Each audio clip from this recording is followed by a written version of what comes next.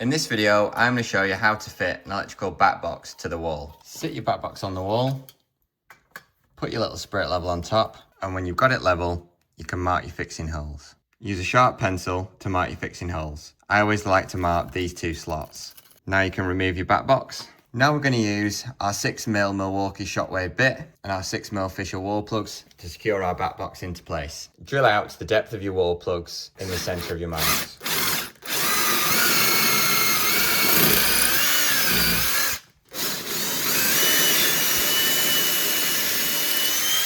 Hammer your wall plugs into place. Make sure they're flush with the brickwork. Now you want to use your 4x30mm screws to fix your back box into place. These are perfect because they fit through the holes in your back box and the heads are big enough to hold everything securely. We'll attach a list of everything we've used in the description. Get your screws started by hand. Use a PZ2 bit and your impact driver to secure the screws into place. We don't want to put them too tight just yet. While there's still a bit of movement on your back box, you want to add your spirit level back on. Ensure your bubble is perfectly in the middle, and then you just want to give your screws a final tighten.